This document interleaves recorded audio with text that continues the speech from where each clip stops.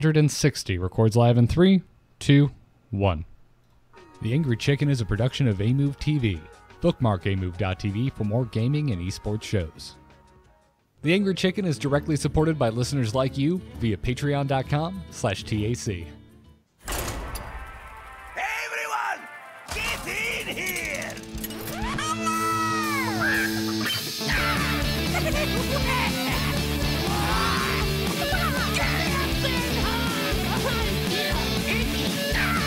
Ready for action!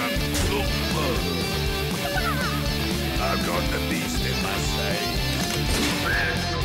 A podcast about Hearthstone, Heroes of Warcraft. This is the Angry Chicken.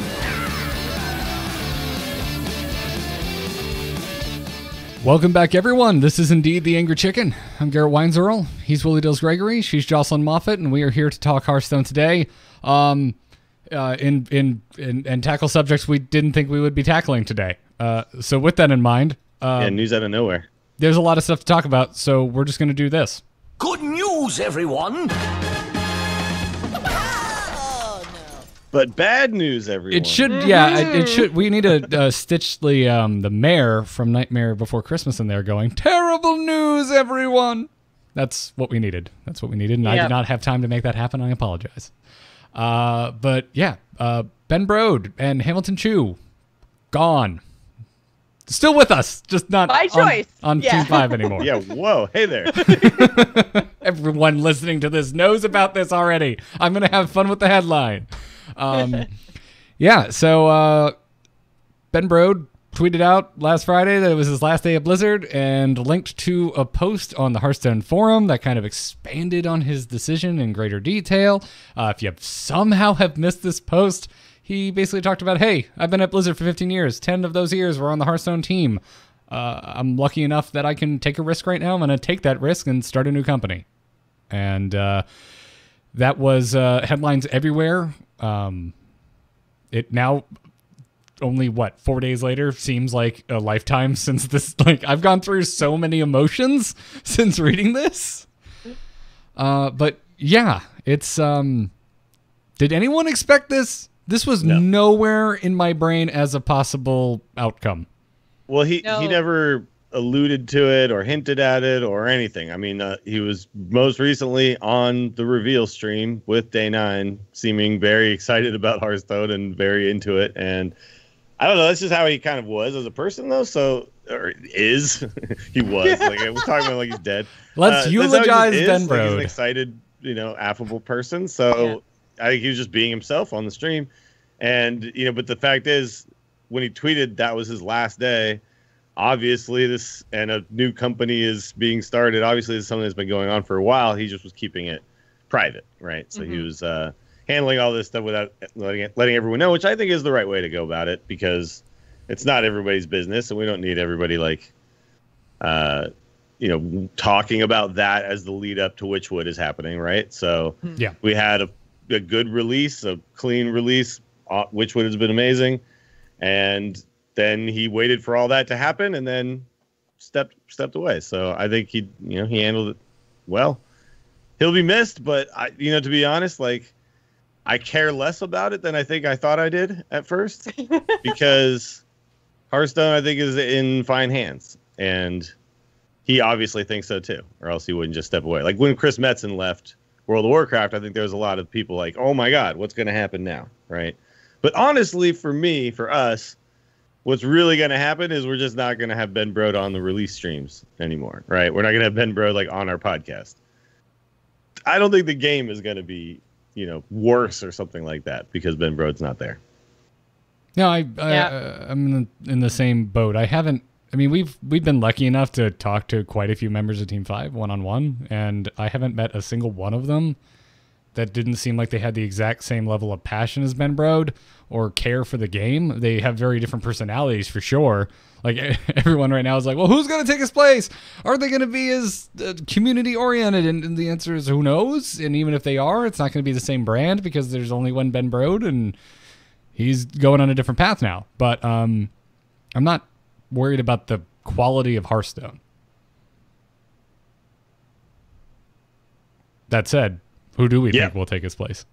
Well, this actually does open up space for somebody else to actually be somewhat of a face for Hearthstone, right? Like he's kind of, if they want to be. Yeah, if they want to be, but he was kind of like an umbrella over the rest of the team, right? Where it's just like, how can anybody compete with the personality of Brode, right? Like, and there's a lot of guys there, like you said, like they're all super passionate about, they're all super smart about the game, great devs and everything like that. Maybe it'll be nice for not just one person to kind of like lead the charge all the time. Maybe we could just have, multiple people come and talk to us. Like you got your Peter Whalens and your Cossacks and stuff, right? And like they all kind of got overshadowed a little bit. So, and your Yang Woos. So yeah, yeah. I think, and now you got your Chakki. You do have your Chakki. Chakki is joining Team 5. Yeah, it's still weird though, because he was so much the spokesman, for lack of a better word. Like he was like in the very early stages. I mean, and he had such a huge impact on this show. I mean, he was on the 9th episode. If you don't remember, we barely had started this damn show. BlizzCon had just ended. Christmas was coming up. Like, that's a terrible time to ever try and get anything out of Blizzard, especially an interview. And there's like, oh yeah, here's at the time our senior game designer. Here you go. He'll come on your show and talk. And that lended a lot of cred to our show. It really helped kind of boost the Angry Chicken, like in the very early stages of the show's development. And I don't know, it's just weird. I've been very nostalgic, obviously, after hearing about this news. But I miss the guy. He also, full disclosure, was the man who introduced me to Korean barbecue. So I like him quite a bit for that. Definitely enriches lives.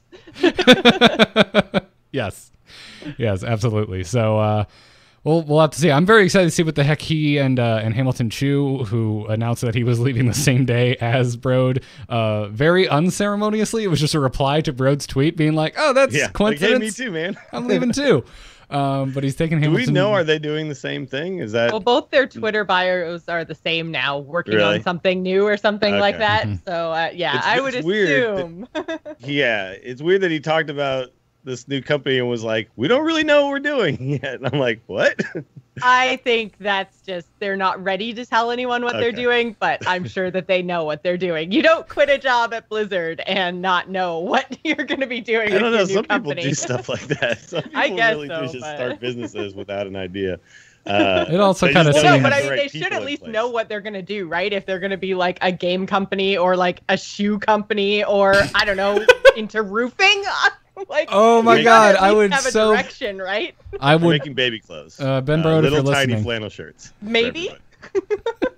Ben Brode, if you're listening, I will buy some of your sick kicks if you're starting a shoe company. Only if there's raps in the commercials. Yes. You know what though? I do want to hear more from Yang Wu, Peter Whalen, Mike Dene. Mike Dene is that's who if they're gonna go internal. Mike Dene is who I think they might tap to fill in for Brode or to take over from Brode. Yeah. He's like an evil genius too, that guy. Yeah. And like, I don't know, just like everything when he just talks, I'm just so interested in like, it's like he's figured it all out and we just don't know yet. He's like, yeah, Q-Block's not a problem for me. Yeah. Everyone else is. He's like, yeah, I beat it with my weird, elemental even shaman. And you're like, what? Yeah. I recommend anyone who has a chance at BlizzCon or another Blizzard event, if you can run into Dene and just mingle, just like complete random conversation, he will open your mind. It's like staring into the Ark of the Covenant. By the way, the Hearthpedia thing, already updated. Former members, Ben Brode, Hamilton Chu. Mm-hmm. Yep, indeed. And as we mentioned previously, Chakki tweeted last week that he's joining Team 5, which would have been pretty big news this week until Ben Brode and Hamilton Chu announced that they were leaving. Although it is big news because I had somebody in my chat last night say to me, "Hey, are you like worried about the future of Hearthstone? Like people are leaving." And I was like, "Well, they also just added Chakki, who's been one of the smartest brains in the Hearthstone gaming world, like as far as playing the game." He stepped into Arena and just dominated. He was like, "Yeah, I just want to see if I can. And then he was number 1 on the leaderboard. He like beats all of the solo content before anybody else on Heroic. He decided to go to the Wild tournament on a whim and just qualified. No problem. He was like, yeah, I get how this all works. He's a meme lord. He's hilarious. So I don't know. I'm really excited to see what this actually means for Team 5. And if he has an impact that's like visible to us, that would be very cool. Well, he is on the final design team, right? So yes. He is going to be influencing the game right before it gets into our hands. So he's the guy who's going to say, should we really give Warlock more things like this? I was going to go with the Shutterwalk example, but yeah, Warlock works Shutterwalk's too. fine. Shutterwalk is fine. It's just an animation issue. Again, yeah, I'm just going to keep yelling that. Yeah, okay, Chakki. Don't sign off on the animation issue, but sign off on the card. Yeah. No. Warlock. Let's keep an eye on that. But, yeah, I don't know. Weird. I think it'll be fine. And I'm probably going to play whatever the hell he and Chu make next. Is kind of my base thoughts on it. So, yeah, I don't know. I spent a lot of time over the weekend, like, having really long, kind of drawn-out conversations with people about this, and I'm just like, yeah, I'm good. I'm good. I'll be all right. It's definitely the end of an era, right? Like, sure, without a doubt. A decade-long era, apparently. Yeah. So, yeah. I don't know. I feel like if you're this to me seems like something that has nothing to do with his love of the game of Hearthstone and everything to do with, I don't want to do one thing my entire life, in my entire professional life. I'd like to do multiple things. Yeah. And I totally get that feeling because I am constantly like changing and renewing and starting different projects and things. So, well, I mean, and it's not like being the face of Hearthstone would have been an easy job. Like that had to be all consuming. Like he just had kids, like he probably wants to like step back out of the spotlight a little bit and spend some time with his family and start something new and be excited about work again. Not that he wasn't excited about Hearthstone, but I can see the kind of like need for a change around this time. Like it makes sense to me for sure.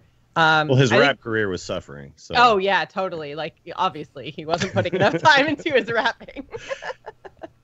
I mean, he didn't even do a Witchwood rap. I look forward to him opening for Run the Jewels. Looking forward to it. I do not know what that is. Of course. It's just I'm going to start replying with, and Jocelyn is still herself. Yeah. Actually, you did just make me think of one thing, Joss. You and I talked off air. Like, I think a good example of why I'm not worried is the year that Brode was not at BlizzCon. Which it wasn't last year, it was the year before. So it was BlizzCon 2016. Yeah, he had just had his kid. So he was on the floor one of the days just as an attendee, but he didn't show up and do any panels or anything like that. And I thought it was a really interesting year for Team 5 panels because they had to bring out a bunch of different members of the team that don't usually get to see the spotlight. This is the first year we got to see Jamaro, for example, talk on the stage. And I was sitting there. He was super entertaining. Yes. Sure. Yeah. So I want more of that. So, and so again, it was a strong year, even without Ben Brode there. I mean, he's certainly going to be missed. But in his own post, he said, hey, I get too much credit for this. This is a team of 80 plus people, and they all put their blood, sweat, and tears into this. And he's right. Like, there are 80 plus other people on that team that can help kind of take up the mantle that he's leaving behind. And I think it's in good hands. So, with that in mind, let's move into the rest of the news. Monster Hunt is releasing this week, finally, in 2 days. As a matter of fact, it'll be going live on April 26th at 10 a.m. Pacific time. If you haven't watched it already, lead mission designer Dave Kosak and mission designers Paul Nyen and Giovanni Scarpati. I'm probably pronouncing that wrong, but they're all on a video detailing it. We get to see multiple of the heroes. Tess and Darius get detailed out like very specifically, seeing their hero powers and whatnot. It looks like Dungeon Run with even crazier abilities because they can customize the hero powers for your hero class. Yeah, it looks more fun than the Dungeon Run stuff was. Even though it was definitely fun. I'm happy that there's only like 4 things here, and it's not nine classes again. or whatever, like this thing that's gonna force me to like feel like I have to do it for my completionist side. But yeah, I'm looking forward to this one. Like I'm over the rewards thing.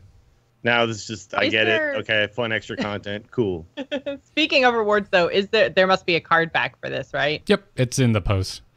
Oh, is it? It's kind of organy. Look, it's got like a slash across it. It's fine. It's nothing it's not driving me to go complete this, but I'm looking forward to it. I enjoyed dungeon runs. I didn't play them a ton. I played them about as much as I felt made sense for me personally. I had a good time with it. Not enough to actually get the card back. I'm with you, Dills. I look at it with a few heroes to play as being like, this actually makes more sense. With the I don't rewards. I don't know. Like I'll get it done in less time, and then I'll move on with my life. Like I've never gone back to dungeon runs ever since I got the card back. I've not touched it ever again. Yeah, I have 2 or 3 classes left, I think, to get the card back, and I've been playing it like when my internet isn't so great, and it's like so frustrating. I get to the final boss like every time, and it just feels like had I known which boss I was going to get, I would have chosen differently, like the one choice right before. And like, oh man, it's just. No, I know. That's the feeling that made me so annoyed is that like, okay, so this all was a waste of my time because this is all easy. Yeah. So this I'm hoping is more, I mean, looking at it all, it looks like there's a lot more interesting dynamics and stuff. The fact that you're not just playing priest and picking priest cards, like you're playing like a completely different hero, that's going to make it feel really fun and fresh. So this looks a lot like, I hope that this is kind of their template going forward, is do something much more interesting. Give us more about these characters that you've introduced to us in this latest expansion. Don't just kind of rehash dungeon runs every time. So this seems like like Hearthstone, every expansion they seem to learn from the past. Here, this is the second time that they're kind of putting this out, and it seems like they've learned a lot from the first time around. So, yep, I think it's a solid evolution. And then there was a hotfix for Arena since we last spoke. This community manager Jesse Hill posted to the forums saying that they've adjusted the buckets for certain cards so that they appear alongside cards of similar power level, mostly from Witchwood and Kobolds. That they lowered the appearance rate of rare cards slightly, and simultaneously raise the appearance rate of basic and common cards, also slightly. And then epic and legendary should not be affected. And then they also very slightly raised the appearance rate of below average cards, and that's as specific as they got. I like that they're using the term very slightly, like a lot here. Like they're being really careful now because they've over-adjusted now the past 3 times that they've done this. The first time, everything was just way too powerful. Although, to be fair, that was like some of the funnest times I was having in Arena in a long time, was when every deck was silly broken. I know everyone else's deck was silly broken, but mine was broken too. So it was, I don't know, there's something kind of fun about that. Like I wouldn't mind every now and then if they're just like, it's broken Arena week, like everybody gets 10 legendaries. It was kind of interesting. But for the competitive players, the people like, the Adwitas and the Merps and the Shady Bunnies of the world, the Hafus, they weren't super excited about it. I know like people like Kibler loved it because he was just, I get to make these crazy ass decks every time. But the people who are like trying to make the leaderboard every month, they were not so excited. So then they overtuned the wrong way and they tuned back a little bit too far. So it seems like they're kind of getting closer and closer to, I wouldn't say perfect, but doable and like good for just about everybody. So keep on tuning. I don't think they should stop tinkering around. Yeah, very slightly. Slight tuning. Keep doing them. Unless it's an event and it's the point of it. Right. Yeah. Like I really did have a blast doing it. I don't know if you guys played much Arena during that. That was the most Arena period I played in years. Was during that particular point in the Arena's history. So yeah, listen, as far as I'm concerned, until there is legitimate competitive Arena, which I would argue there is not, I don't care. Do more events. Let's get weird. Let's change it up. But you can't do an Arena tournament. So let's have fun with it. Yep. Also, I really do believe we need some sort of way to kind of like all these adjustments. I think it all would have been fine if we had 35 picks and 5 cards you just decided not to put in your deck, right, at the end. Because it's like, to me, it's like that just, I don't understand why we can never do that. Like, why can't we change Arena at all outside of just adjusting, the amount of times you see certain cards? Yeah, like, why can't we try other things? Yeah, it's very high on my list of things I'd like to see added to Arena, but again, without being a designer, who knows how difficult that would be to actually implement. Yeah. I mean, we're talking right now in my Slack channel, I'm talking to my subs and everything about the next season of DHL, and people are offering ideas like sealed and things like that. And it's like, oh my God, these would all be so fun if they were just in the client. And yeah, like, you know what I mean? Because be a big pain in the ass to do otherwise. Yeah, like, okay, if we did a sealed, everyone would have to go on to tempostorm.com and then do the thing, and then maybe they don't have the cards, and now do I craft the cards to make my sealed deck because it's competitive? And it's just, yeah, it's kind of dumb. Yeah, that's it's a little rough there, and that's why I'd like to see just a little more things tacked on at some point. But tournament modes, getting a beta at some point. They're going to iterate on that, so I should probably just kind of sit and wait and see how everything pans out. And Chakki's going to fix it all. Is he? I have faith in Chakki. Is he, or is he going to get in there and be like, oh, wow, this move's really slow? But that just gives him more time to run around and throw all his ideas everywhere. Exactly. I have a feeling Chakki's already been throwing his ideas at Team 5 for years. For a while. Yeah, just not getting paid for it. Much like we have. But now he can sneak Post-it notes onto monitors and stuff and make people think that they came up with it. Yep. Just opposed to it's all about the corporate espionage. He's in now. Just dead center of the screen. Challenge friend with Arena deck. Yeah. That's all I want. That's all I want. And then I'll have something else immediately after once that actually hits the game. But before we move to strategy, we have a sponsor to thank today. MeUndies is back. That's right. If you didn't have enough of me discussing my underwear publicly, well, wait until Jocelyn discusses her. Oh my God, you're showing your underwear publicly. She has them in her hand. I do. I'm gonna just take a guess here and say you haven't worn them yet. At least that pair yet. No. This pair I have not. These are my avocado undies. They are my adventurous print. Oh, that's great. Oh, that's so good. Avocados are very adventurous. Yes. Yeah, so if you didn't catch last week's episode, MeUndies.com is our newest sponsor. You can check them out by going to MeUndies.com/TAC.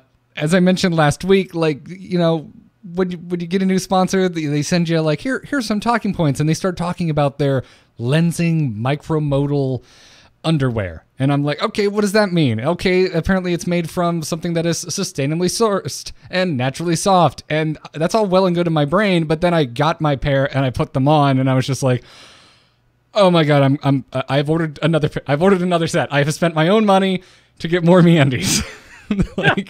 That's all I could say. They've sold me. I should probably have been taking better care of my undergarments, because this feels life-changing. So, anyway. Okay, you know what? I'm giggling, Garrett, but you're totally right. Okay, girls, honestly, this part of underwear is never comfortable. But you know what is? MeUndies are comfortable. It actually feels like you're not wearing underwear. And that doesn't happen for girls, guys. It really, really, really doesn't. That doesn't happen for us either. And I would say yes. And imagine if you weren't wearing underwear, but you don't feel a zipper rubbing against certain things. So there you go. Anyway, you can check them out. It's MeUndies.com/TAC. They have a 100% satisfaction guarantee. So if you don't like it, they guarantee you will love it or your money back. Check it out. Clearly, we're sold. Dills will be getting his soon. So next week you can expect they might be at the office right now. Nice. And now I feel like I should just leave this podcast and just run to the office, strip down, throw on MeUndies, and sprint back to your apartment. Wonderful. Yeah. Well, in MeUndies. On top of all this, they have an exclusive offer for our listeners. For any first-time purchasers, when you purchase MeUndies, you get 20% off and free shipping. So again, 20% off on your first pair of MeUndies, plus free shipping, plus a 100% satisfaction guarantee, plus you support the Angry Chicken in the process. So go to MeUndies.com/TAC and check out their underwear. You don't have to get avocados on them, by the way. They have tamer prints if you're less adventurous like me. So go check it out. We thank them for this support. I ordered My other ones have parrots. Parrots? Or Carrots carrots? on them. Carrots and avocados. Nice. Very bold. I dig. Well, Adventurous. we thank them for the support. We thank you all for going to MeUndies.com/TAC to check it out. Now let's talk about Taunt Druid. Hit it very hard. Wanna blow something up?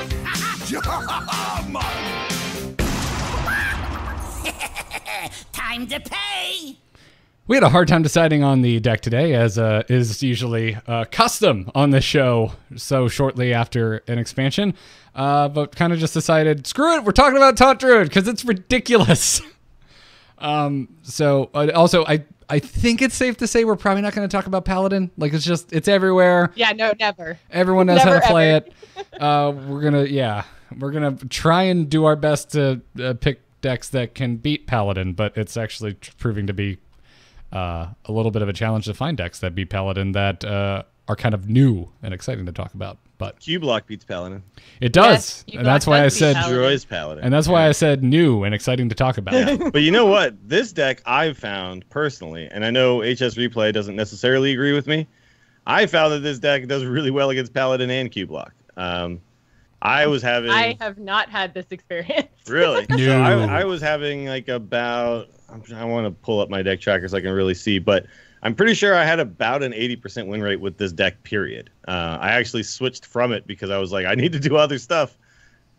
There's all these new decks I want to try, and now I'm just sticking to this one deck. There is an issue. It doesn't have Spreading Plague because you don't want to be bringing back any other beasts other than Hadronox, right, with your Witching Hour. So that does make it a bit weaker against the Paladins. But I don't know, man. I just find that just throwing taunt after taunt after taunt on the board and them having to fight through all that health just essentially gets you there. And then when you do finally get your Hadronox and you just bring back all of your taunt minions again and again and again, like everyone just concedes. People just get sick of it. They just give up on me. It's annoying at the end of the day. It's very much, hey, do you hate Voidlord? Well, imagine a class or a deck that could bring back big taunts even more times than Warlock can bring back Voidlord, especially now in Standard, since they lost N'Zoth. You're not entirely crazy, Dills, just like looking at statistics. Apparently, it's technically a favored matchup according to statistics over on hsreplay.net if you start with Wild Growth. That is the one card that makes this a favored matchup against Paladin. It's not very favored, but it's still favored. I mean, that does make sense. I think the reason why it felt like it was working so well for me was just that, like, I don't know. I was mulliganing everything for just early game, right? And I think, you're right. Like, there's a lot to be said for starting with the Wild Growth and then going right into something like Oaken Summons, right? And then gaining armor and immediately throwing a 3/6 taunt onto the board. And that was probably happening to me more than it technically should. But I don't know. It's just like it's the only deck that can keep bringing back full boards right now. My flip side of that experience was I have had Hadronox in my bottom 5 cards in almost every single game that I have played. Yeah, the deck is centered around. If there's one weakness to the deck, it's that when you don't find Hadronox, you just cry. The whole deck doesn't quite work very well because by the time you finally get him, I mean, Hadronox is still going to be good, even if you ever get to it, it'll be good, even if it takes the entire deck, right? There's some cards where it's like, if it's at the bottom, there's no way I ever live to that. Yeah. At least with a bunch of taunts in the way, you generally get there. Yeah. And then you also have, my version was running double Ultimate Infestation, and I was also running Master Oakheart in mine, which was kind of like a second way to get my Hadronox. Because that is the one problem. Like, you don't have a way to tutor for Hadronox, right? Like, right. Other decks like sometimes have ways to find the specific card that they really need. This deck does not, so that's why I was running the Oakheart, because I was just like, I just need to make sure that thing hits the board at some point. And and when it does, it's like you just win. You just outright win. If you get Hadronox down and you can not get it polymorphed or silenced or something, you're just going to win. My big problem was, like, even with a whole big bunch of board of taunts, Warlocks still kept bringing back all their stupid freaking Doom Guards. So eventually it was just like, I'm just bleeding everywhere. Well, here's one thing that I will say about the Warlock matchup is I know you're supposed to use Naturalize to kill off your Hadronox, but if you can use Naturalize to overdraw them, go for it, because it's actually a pretty sweet little tool against the Warlocks. They generally have giant hands at the beginning, and you can burn a few cards, and sometimes you get a key one. And really, do you have to Naturalize if you're not worried about them shape-shifting Hadronox or stealing Hadronox? Yeah, because even if they silence it, if you kill it off, you bring back a non-silenced Hadronox with Witching Out, right? Yeah. Right. It's really the only true counter to this is when somebody polymorphs or hexes. I was going to mention, now there's not a lot of hex out there. I know there is some polymorph. Yeah, I know we're spending a lot of time talking about how it's not the most favorite thing in the world against Paladin, but my single biggest issue with this deck is that I'm at risk of losing to Shudderwalk Shaman, which is something I haven't experienced this entire expansion so far. And Hex really throws a monkey wrench into this deck. That said, I haven't played Taunt Druid much. I played a couple of games specifically because I knew we were talking about it today before the show, and I ended up against the Shudderwalk Shaman. I haven't even seen one in like a week. I haven't seen much Shudderwalk either. And they're at like a 35% win rate right now. Yeah, Shudderwalk Shaman. So, and I still won, even though it's a favored matchup for the Shaman. Yet it was long, and I was very done with the game by the time it ended. But I won. It's so the key to the Shudderwalk is to just pressure the hell out of them, right? And you can play around Hex by making sure that the turn you Hadronox, you're also naturalizing your Hadronox immediately, right? So it's my problem was I had brought back so many frogs that at some point my Hadronox was bringing back more frogs than any other taunt minion. Oh, I see. Because you were bringing back frogs because they're taunts as well as then the witching taunts hour. and your witching hour. I've had this issue a couple times where it's like a 50-50 to get either the Hadronox or a frog or a sheep. Yeah, and that'll happen, and then you just kind of like hope you get a little lucky there. But that's interesting. I forgot about the. Yeah, I don't usually. So you did kill off a Hadronox. That also brought back frogs. Interesting. Yes, and both my witching hours brought back frogs. Like, I don't usually bring up like a single game as an example of anything because who gives a crap? But this was a terrible course of events for me piloting this deck, and I still managed to eke out a win.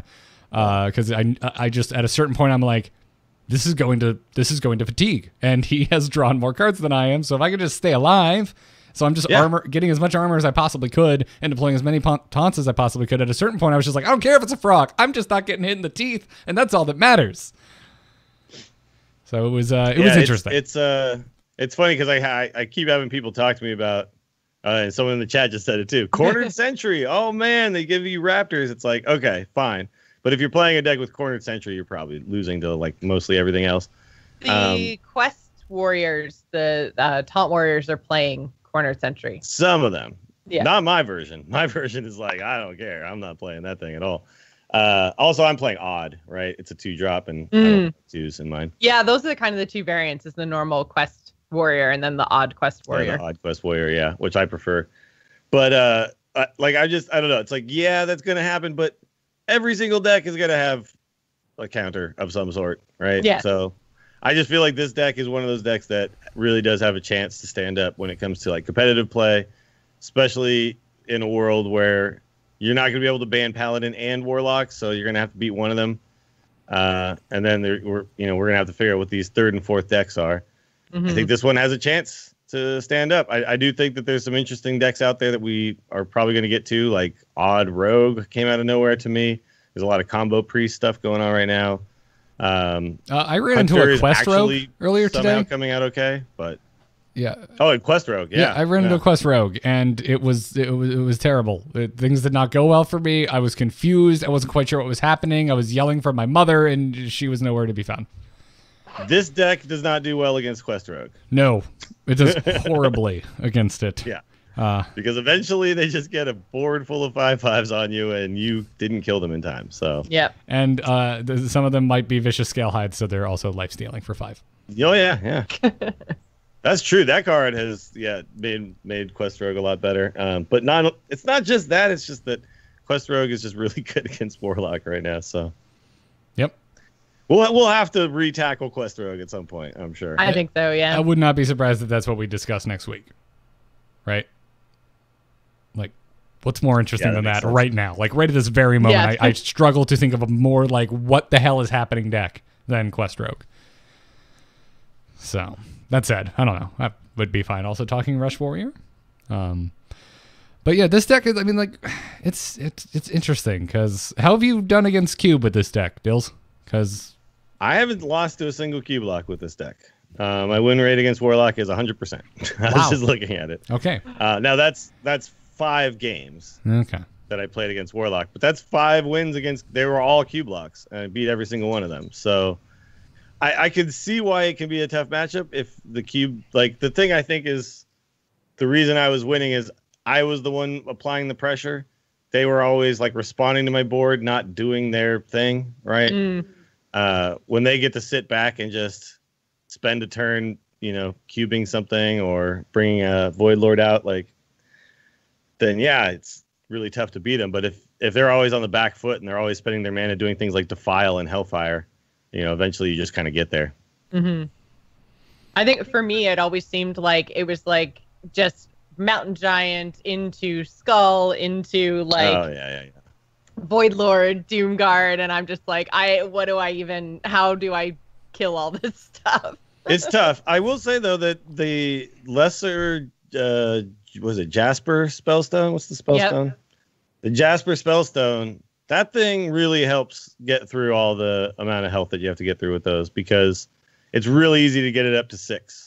And then for 1 mana you're dealing. But even then, it's one point of damage below being able to kill Doomguard. It's 2 below being able to kill the giant. But you also have your hero power, and you have swipe, and you have whatever taunt minions you got on the board. The thing is that I think the big key for me too was I brought my board back 3 times. They only brought their board back once, right?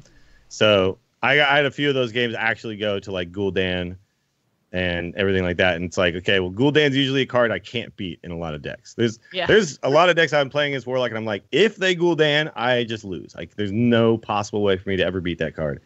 But with this deck, I was like, okay, they Gul'dan, I bring back my full board that includes things like a Lich King and a Primordial Drake and stuff. So it's actually fine. Also, the Lich King card you get is a pretty big deal. If you get, something terrible, that could be a problem. But if you happen to get something like the weapon, I got Death Grip when there was like 6 cards left in his deck. Yeah, when you Death Grip and there's no minion, that's really sad. I got Death Grip today in that game against the Shutterwalk Shaman, and I was just like, "Come on, Shutterwalk!" And I'm just like, man, if you get Shutterwalk, or Grumble, oh man, it was neither. Sadly, it was neither. I think I got a Mana Tide Totem. I actually did have somebody do that when I was playing the Shutterwalk deck. They Life Grip or Death Grip my Grumble. And I was like, well, concede. Bottom right. Good for you. Good for you. And I mean, even if you get something bad off Lich King, you just summon him back and try again, right? Yep. Exactly. In theory. In theory, yes. Yes, my Lich King was one of the hex targets that became a never-ending conga line of frogs. But, yeah. It's a cool deck. And, I mean, looking at the stats, it's not technically favored against Q-Block, but it's actually a pretty close matchup. And it's got some good matchups across the board. It's not horribly unfavored. Like right now though, like it's actually, I'm just seeing like, if you just look at just Warlock, it's favored against just Warlock in general. And it's super favored against Hunter and Warrior.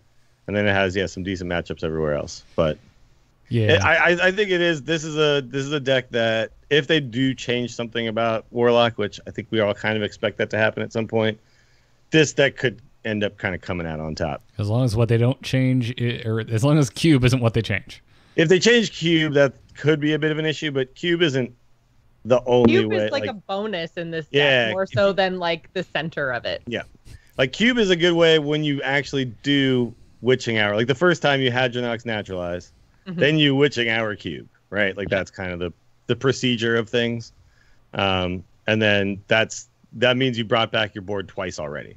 And then potentially 2 more times when the cube pops. So yeah, it's great. You can bring your board back 6 times. It's that's not He's good. That's N'Zoth and Gul'dan. That's just twice, man. We can do this 6 times. It's crazy. And honestly, I'm just happy to play Swipe and Druid again. I know it hasn't been that long with the Spiteful deck that it's been like the only thing I've been playing this expansion, but I forgot how nice it is to actually be allowed to include Swipe. Sure. Yeah, Swipe was not in a lot of Druid decks for a while. That was weird. No, it's very, very, very strange, but it is in this deck. Also, hey, if you're watching live, stick around. We've got some hsreplay.net codes to give away. They're $5 off codes, so it's a free month of premium if you're new, but it also works for current subscribers, so you'll just get $5 off your subscription. I'm going to hand those out at the end of the show, and big thanks to HS Replay for sending those over. Actually, yeah, Federalist in the chat just brought up 7 times. I forgot about the initial time you actually just play Hadronox. Then it's 6 more after. Oh, that. how dare we forget? Yeah. How dare we forget? I love just like cube's just a bonus to me. Like I think of cube in this deck like every other time you bring back the board, it's like you're really beating up on your opponent. But when cube comes down, it's like you're picking your opponent up over your head like Bane and just breaking their back. Sure, it's wonderful. We have another sponsor for today's episode. HelloFresh.com is back to sponsor this episode, and you can get $30 off your first week of deliveries over at HelloFresh.com by entering the code TAC30 when you subscribe. If you haven't heard me kind of sing the praises of HelloFresh, keeping me alive through food that isn't terrible for me, that I cook myself, then allow me to regale you. Because they got a good selection. They got 3 plans to choose from. Classic, which is for us carnivores, check it out. They've got veggie for those of you who are not carnivorous, and they've got a family plan, which gives you quick and easy meals for the whole family. It has made cooking regular and also fun, at least in my household. So go check it out. Feels like you're not even cooking at all. I mean, it feels like I'm cooking. Like there's still pans and oils and sautéing and you know what? It's gotten me to use my oven. I am now in love with using my oven. I didn't realize it was so convenient to put things in there and just wait. And if you wait long enough, eventually you can eat it. It's a cool concept. Yeah. No way. Yeah, I love it. I mean, they give you the step-by-step recipes. Like there's even pictures for people like me who need visual aid. But it's great. And then it's delivered right to your door. It's in recyclable, insulated packaging. Like we have left our delivery at the door all day in the middle of summer in Florida, and it's fine. It's still freezing cold when I pull it out of there. And the subscription method of HelloFresh, it's basically replaced the weekly grocery trip for Katie and I. We don't plan our meals. We don't have to plan them to load up on the grocery store. We just go to the website, pick what looks good, and then it shows up at our door. We've been like subscribers for a while now. And I know last time we did a HelloFresh read, I talked about the shrimp and orzo meal and how orzo blew my mind, and it's still blowing my mind. I'm now like a fan of a pasta, which I didn't know I could be. And there's a new orzo recipe coming next week, and I can't wait. I did not know what orzo was. Yeah, I thought it was rice. Turns out it's a pasta. Me too. And it's very tasty and has an extremely pleasant texture. So go give them a try. For TAC listeners, you can get, again, $30 off your first week of HelloFresh by going to HelloFresh.com and using the code TAC30. Thank them for their support, and we thank you all for checking them out and using that code. Now, let's take our first crazy game story of the Witchwood expansion. Is the whole world gone crazy? You're in trouble now. You got it!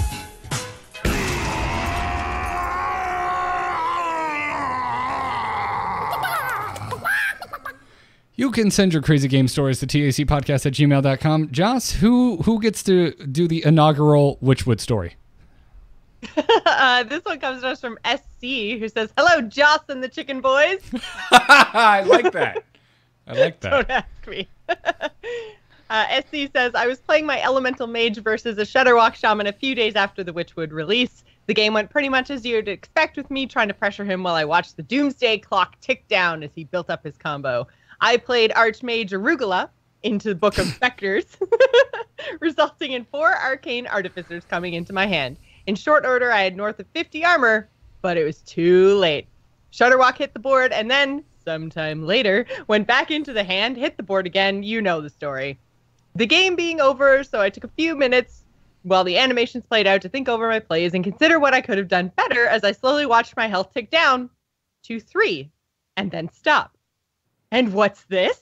At the end of all the animations, my opponent's rope burns all the way down, ending his turn. I quickly Alexstrasza him to the face and click end turn, knowing that my opponent didn't have the patience even for his own deck and had AFK'd, expecting me to have conceded. The rope burns out again, and I bash him once more, securing my victory. I do feel my opponent earned his loss more than I earned their win, but the thought of victims of many hours of I thought victims of many hours of animations would enjoy this story. Keep up the great work, and thanks for all you do.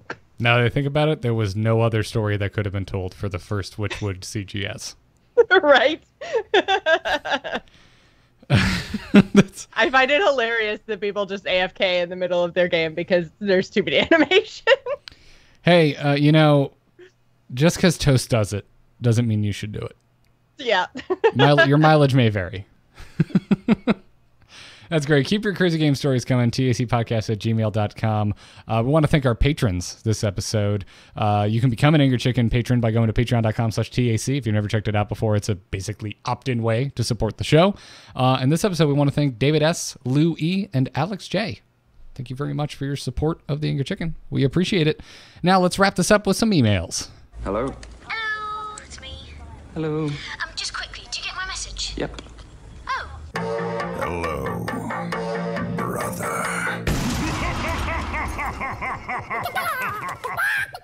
Can I just say it's nice to hear like all the bumpers and get through all the segments in a timely manner? Like, I forgot what it was like. It's blowing my mind, man. Forgot what it was like. Send your email, same place, tagpodcast@gmail.com. Eric kicks us off and says, Eventide, odd fouls. Do you think it would be fun or interesting if odd decks could only discover odd cost cards, and the same for even? It would make the discover pools different for each deck, which could be good or bad for various odd/even decks that might not be seeing play right now. I think it would be interesting. I like it better the way it currently works because I think like it's fun in my head. I'm like, yeah, I'm cheating the odd or even with discover mechanics.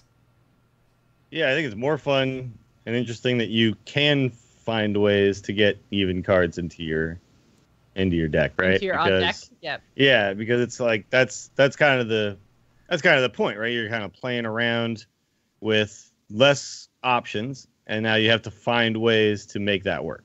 And so, yeah, I like being able to take an odd deck and put a Stonehill Defender in there, and then find an even cost taunt minion that I can then play to fill out my quest stuff, like on a turn 6 or something.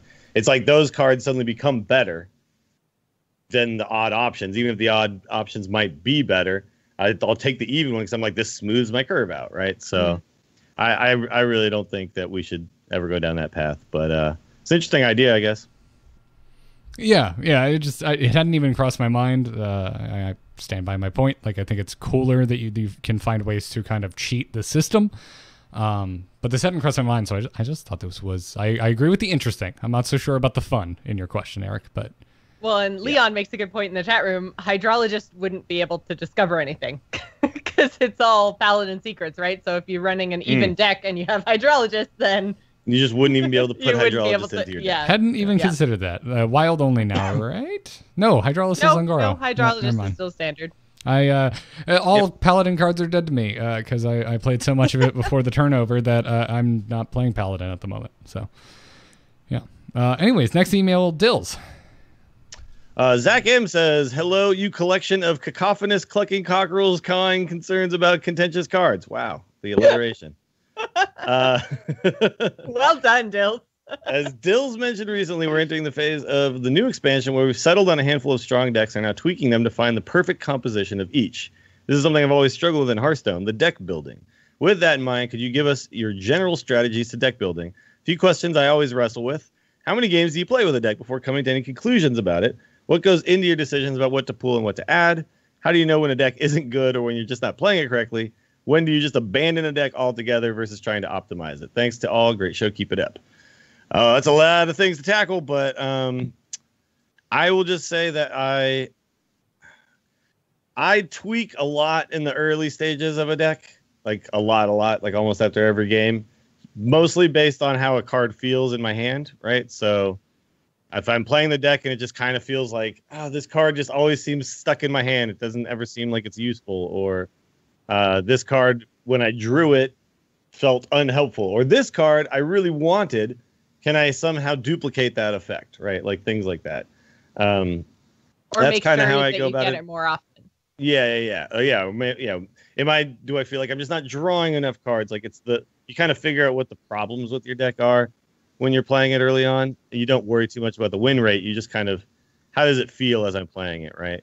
And then there's certain things where a lot of it comes down to how do I counter the opposing meta, right? So when there's a lot of Warlock, it's like, hey, if I'm making a mage deck, I should probably find a way to put Polymorph in here, right? And things like that.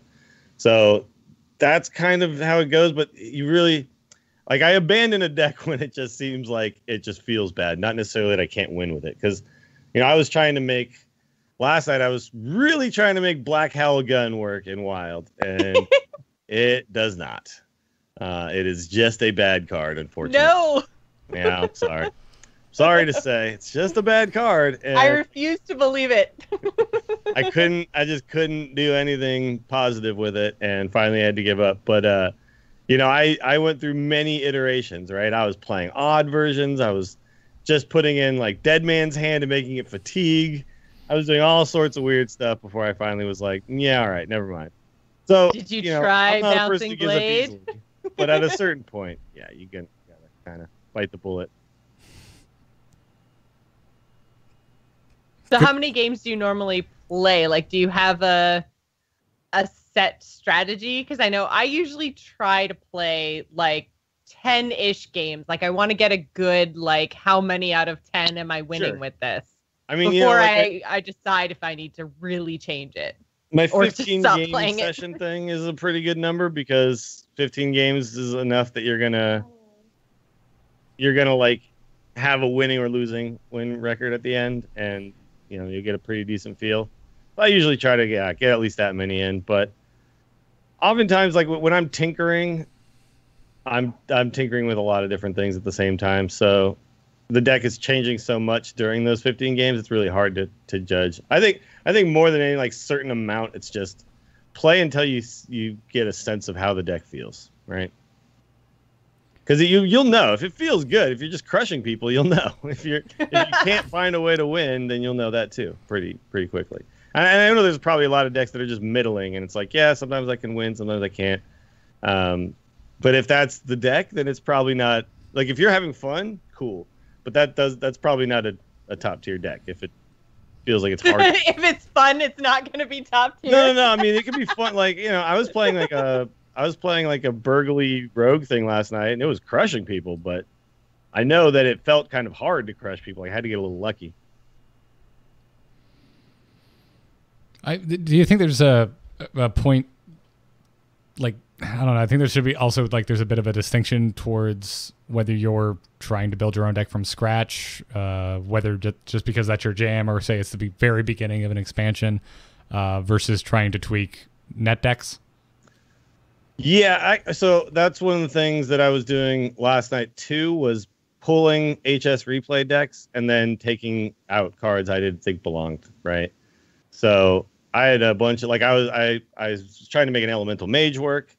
They weren't running polymorphs. They were running, like, arcane intellect and stuff, and I'm like, dude, if I'm drawing 3 cards with my book of whatever it is, the 2-cost thing, draw 3 minions and discard spells. Like, if I'm drawing that, why do I need arcane intellect? So I was like, okay, I'll just tweak this a little bit. I put Mountain Giant in. They didn't have Mountain Giant, and that card was insane in the deck.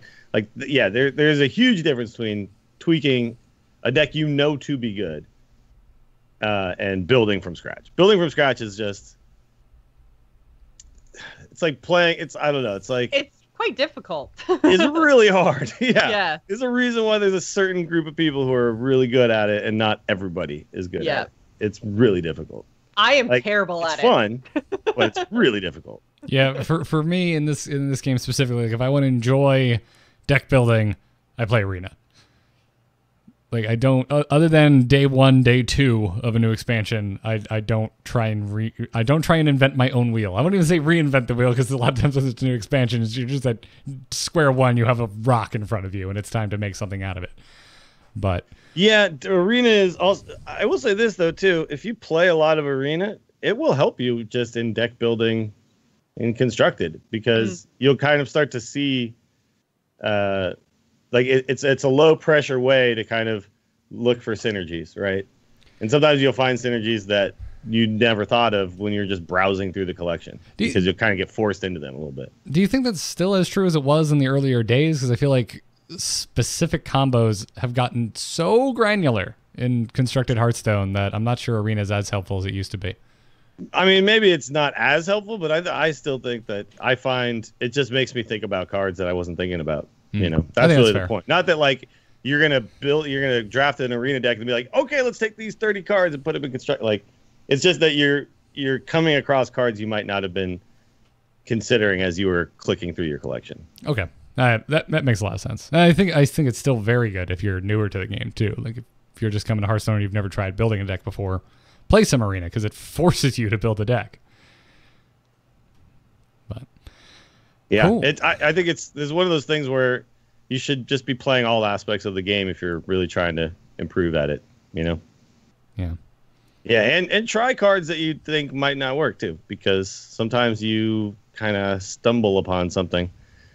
Like, you know, I know a lot of people immediately thought Life Drinker with Shudderwalk, but like that was a card to me that I was like, okay, I mean, it's just a bad card. And then, you know, when you're trying it out in certain situations and stuff, suddenly it's a good card there, right? So that's the kind of thing that you have to, like, every deck is going to have a different set of strengths and weaknesses. So you kind of have to be willing to try the thing that doesn't make sense to you, and then figure out why it actually could work.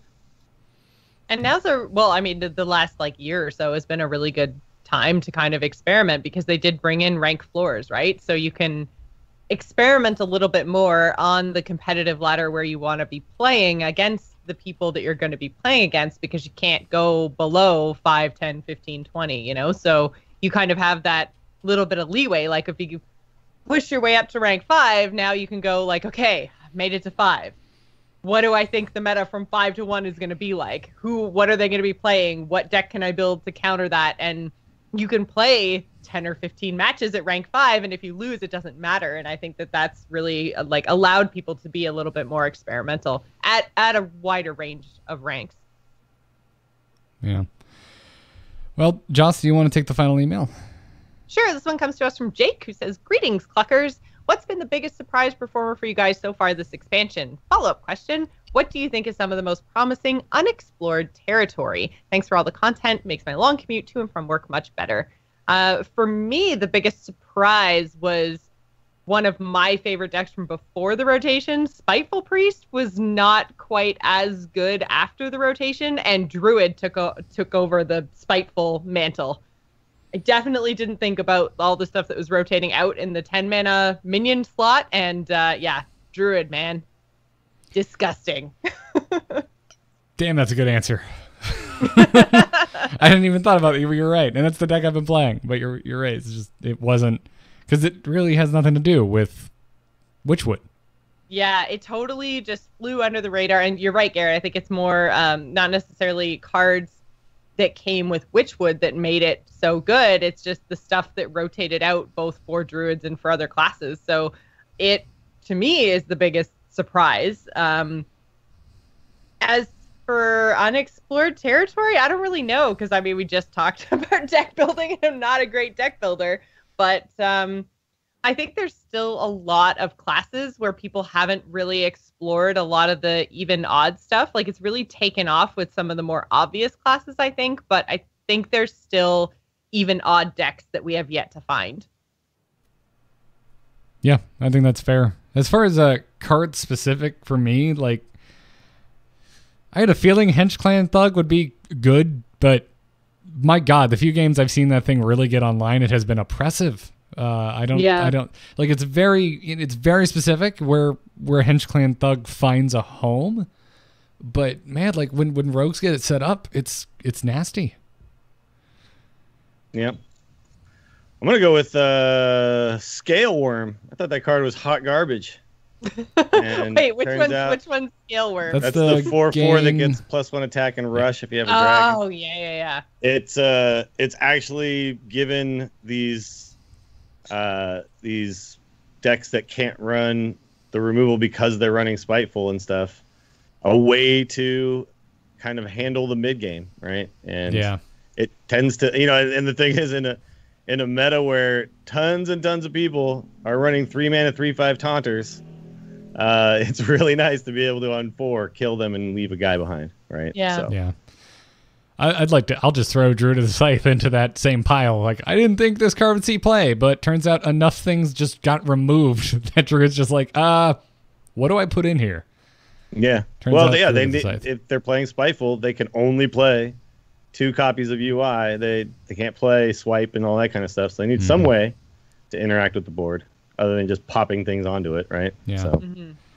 Any cards that were just as good as you thought they would be? Because for me, it's like Vicious Scalehide. I saw that card during the reveal stream, and I'm like, that card seems really good. And now we're in it, and I'm like, yep, that card's really good. Rotten Applebomb. I knew that was just a good card. Godfrey. So. I knew that was just a good card. Yeah. I hate Godfrey. It's like the game is giving me the finger every time Godfrey is played. Mm-hmm. It's like, hey, 1 or 2 defiles wasn't enough. Let's give them a third better defile. With a body attached to stick. it. Yeah. What's it? The warrior dude, Crawley. Darius Crowley. Oh yeah, Darius is super badass. Good. That's such a cool I will card. say there's cards that I expected to be better that have turned out to be not so hot. Like Chameleos is awesome still, but isn't really making decks. It's not as oppressive as I think everyone was. It's not doing things that I expected it to do, I guess. Turns out scouting your opponent's hand. Rush Warrior hasn't turned out to be all that awesome, and that makes Town me Crier so is good, sad. Maybe we just haven't found the deck yet, or maybe Warlock just needs to GTFO. I don't know, but maybe that's the issue. I don't know. But yeah, and then there's cards that I thought were just straight trash that somehow aren't, like Witch's Cauldron. Have you guys played with the Witch's Cauldron Odd Paladin deck? No, because it offends me on a base level. I don't want it to be good, right? I hate the design of this card. It actually works, but when you have tons of expendable 1/1s, I hate this card so much. Adding spells to your hand is pretty sweet. Shaman spells, though. I know, but they're whatever. They're just spells. It's like a deck that just doesn't have any value in it. This is the only way to produce it, right? So you're just making me more nauseous thinking about it. It offends me on like a base level of what I want from card games. This is the new Crackle for me. I haven't hated a card this much since Crackle. It does feel extraordinarily swingy. Like if you get the good shaman spells, you're like, bam. If you get the bad ones, you're like, oh. Mm-hmm. Yeah, exactly. Hearthstone has convinced me on random. Okay, they have won the argument as far as I'm concerned. Like they have introduced so much random with a range that is healthy for this game, that has made this game infinitely more interesting than I think it would have been otherwise. And for that, they deserve a huge hat tip. Witch's Cauldron is too far. This is too far for me. Yeah, they're going too far back the other way to the unfun random. Yeah, that being said, at the moment, I'm not seeing that much of it. And the few times I have seen it, it is so random that it's like, I feel like if we played this game... It really only belongs in the Odd Paladin deck as far as I'm concerned. Just because just popping out 2 1/1s every other turn is like, you just have these 1/1s you can just use for whatever, right? Mm-hmm. Yeah. Like, if you could run a 3-mana Cult Master, I would run that instead. But you can't, right? So... Yeah, it's all it boils down to. But every time it gets brought up, I'm just gonna be like, I refuse to try it. I'm not putting it in my deck. I'm I'm revolting against this card. But yeah, whatever the case is.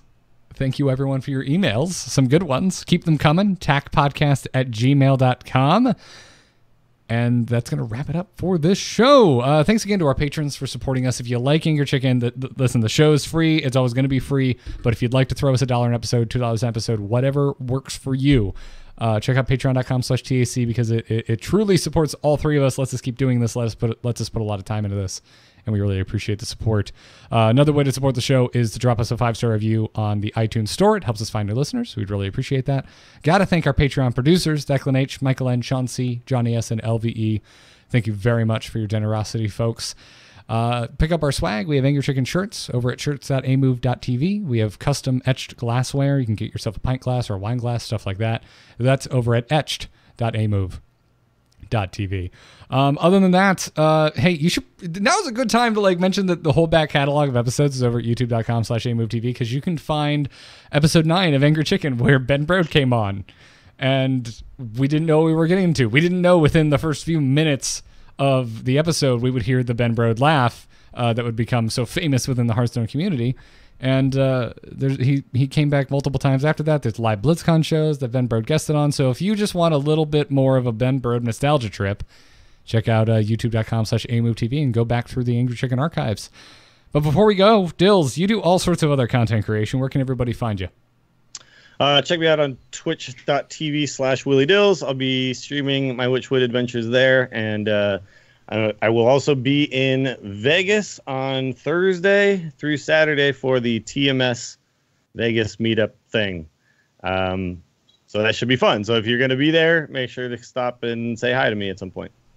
And I think on the Friday it's more of a meet and greet thing, but that's when I'll be there all night. The Saturday I might have to leave before the actual event. So try to say hi to me before then because I have to fly out early. Rad. Joss, how about yourself? Hi, you can find me on Twitter and Twitch. I'm at Joss Plays. That's JOCE Plays. We have Infinity War that's coming out this weekend. I'm really excited about. Not to mention Westworld has started up again. So if you guys are curious why I'm talking about Infinity War and Westworld, it's because Garrett and I do embrace the spoilers. So make sure you guys are subbed to 2 different Embrace the Spoilers feeds to get all of our opinions about all of the things that are happening and laugh at our stupid, ridiculous, way out there, never going to happen Westworld theories. That's my favorite part. There's also a lot of wiener jokes when we talk about Westworld, so listen to that. Listen for that as well. But yeah, go check that out. Anything else? Is that it? Were you over? Oh, that's it. I'm done. Okay, cool. I'm Garrett Art on Twitter. All the podcasts are at amove.tv. My graphic design portfolio is at nomoonart.com. If you're not aware, I do a solo show called R2-T2 because I'm always having to remind folks how to spell my name with 2 R's and 2 T's. But the episode that went up this past Friday was going to be something different, and then the Ben Brode news was announced. So if you want to hear zero chill, I'm really going to miss this man rant, go check out R2-T2. Also, Justin Robert Young is on it because he called me into his show with no warning on Friday to talk about it, and I just clipped it and added it to my own show. So go and check that out. Other than that, I will not be in Vegas this weekend, but for the one listener that might cross over in this interest, if you like Hearthstone and you like drift car racing, I'll be at Orlando Speed World this weekend watching Formula Drift. So come breathe in toxic chemicals with me, and we'll have a good time. That's going to wrap it up for this episode. Thank you all for listening. We'll be back next week for episode 261. But until then, job's done. Job's done. Job's done. Yes!